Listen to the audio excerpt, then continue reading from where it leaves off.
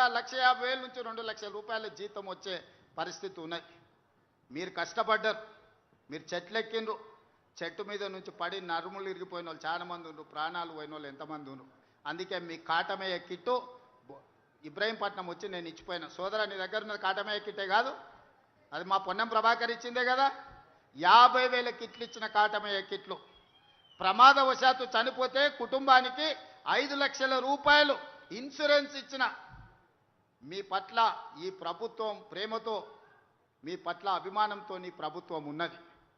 మీరు ఎక్కడికి పోవాల్సిన పనిలే, మీ దగ్గరకు వచ్చిన నీ ప్రభుత్వం మాదయ అని చెప్పురు.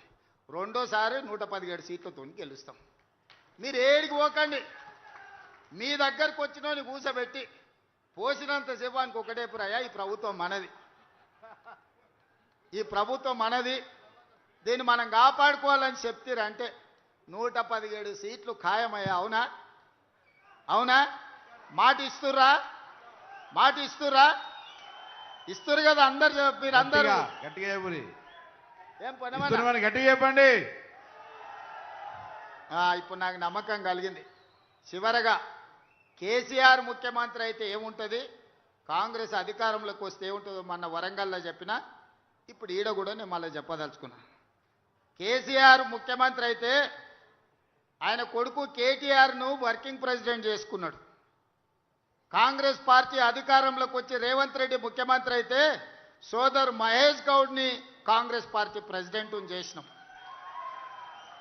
కేసీఆర్ ముఖ్యమంత్రి అయితే హరీష్ రావు, తారక రామారావు 2 మంత్రులు అయిన. రేవంత్ రెడ్డి ముఖ్యమంత్రి అయితే మా సీతక్క, కొండా సురేఖమ్మ మంత్రులైనరు, మా పొన్నం ప్రభాకర్, మా వాకిటి శ్రీహరి మంత్రులైనరు. కేసీఆర్ ముఖ్యమంత్రి అయితే సడ్డకుని కొడుకు సంతోష్ కుమార్ని రాజ్యసభ చేసుకున్నాడు. కానీ నేను ముఖ్యమంత్రి అయితే మిత్రుడు వేం నరేందర్ రెడ్డిని ఈరోజు రాజ్యసభకు పంపించిన. అనిల్ కుమార్ యాదవ్ ఈయనే ఉన్నాడానే? లేచి నిలబడరా నాయన. ఇగో పిల్లగాన్ని పంపించిన రాజ్యసభకు, పెద్దల సభకు. నేను ముఖ్యమంత్రి అయితే అనిల్ యాదవ్ హైదరాబాద్ నుంచి రాజ్యసభకు పంపించిన. పిల్లగాడు ఎట్లున్నాడు చూడు, గట్టే కుస్తీ పైల్వాన్ లెక్క. కేసీఆర్ ముఖ్యమంత్రి అయితే ఓడిపోయిన వినోదరావును ప్లానింగ్ కమిషన్ చైర్మన్గా చేసుకున్నాడు.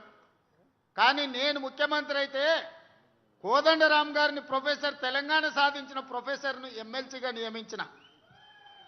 కేసీఆర్ ముఖ్యమంత్రి అయితే ఆయన బిడ్డను ఎంపీ చేసుకున్నాడు, ఓడిపోతే ఎమ్మెల్సీ చేసుకున్నాడు.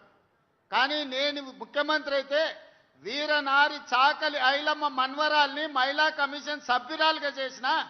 మొట్టమొదటి మళ్ళీ తెలంగాణ ఉద్యమంలో అమరుడైన శ్రీకాంతాచారి తల్లిని శంకరమ్మను పబ్లిక్ సర్వీస్ కమిషన్లో సభ్యురాలుగా నేను చేసిన. ఇవాళ ఆయనదేమో ఫ్యామిలీ జస్టిస్, నాదేమో సోషల్ జస్టిస్. సోదరులారా, అది దొరల న్యాయం, నాది సామాజిక న్యాయం. ఆయన ముఖ్యమంత్రి అయితే దయాకరావును మంత్రిని చేసుకున్నాడు. నేను ముఖ్యమంత్రి అయితే అట్లూరు లక్ష్మణ్ వేదిక మీదనే ఉన్నట్టు మా సోదరిని ఈరోజు దళిత బిడ్డను ఇవాళ మనం మంత్రిగా చేసుకున్నాం. ఒక్కటే ఆలోచన చేయండి, ఇవాళ వాళ్ళు బాధపడుతురు, దుఃఖపడుతురు, శరజొచ్చి అడుక్కుంటురు, చెట్టుకు పుట్టకు కనిపించిన రాయికి రప్పకు మొక్కుతురు. కేసీఆర్ మళ్ళీ ముఖ్యమంత్రి కావాలి ఎట్లయినా అని.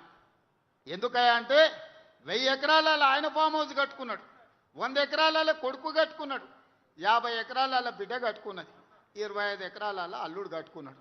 మరి వాళ్ళకి ఆయనే కావాలి కదనే ముఖ్యమంత్రి.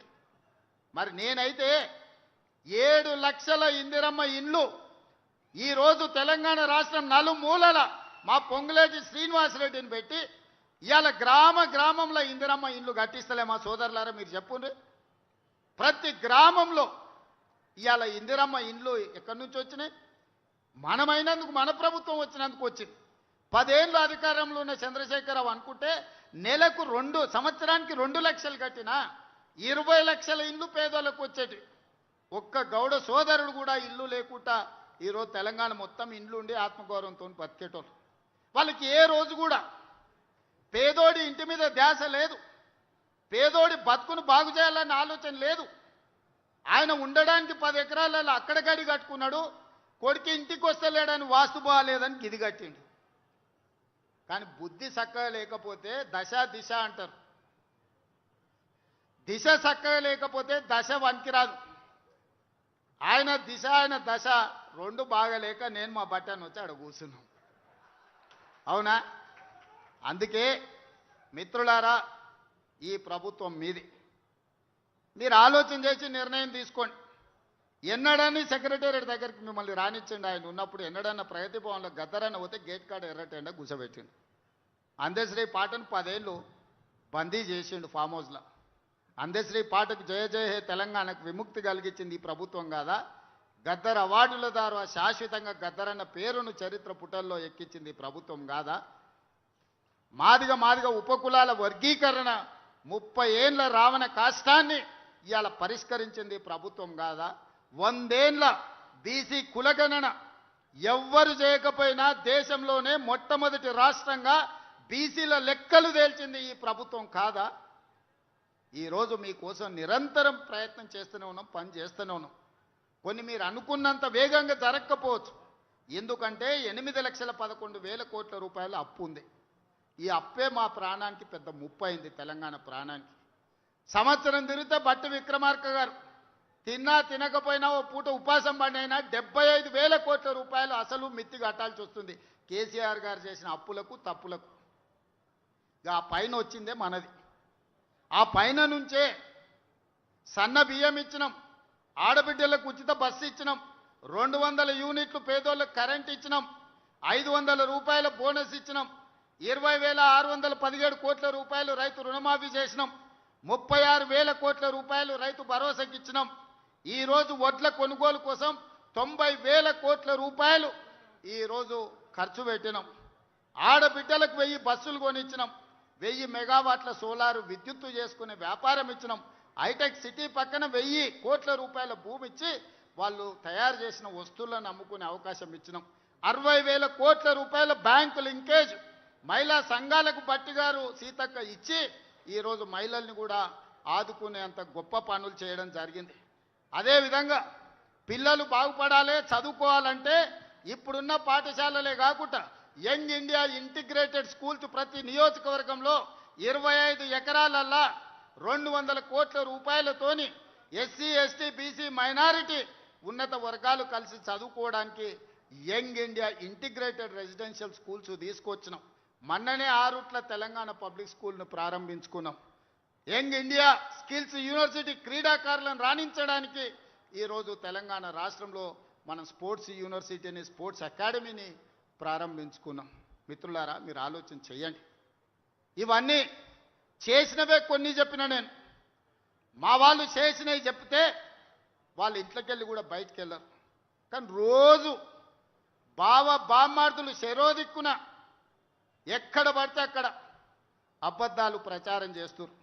ఇక అవి నమ్ముతలేరని కర్ణాటక మహారాష్ట్ర పోయి అఘోర పూజలు చేసిరా.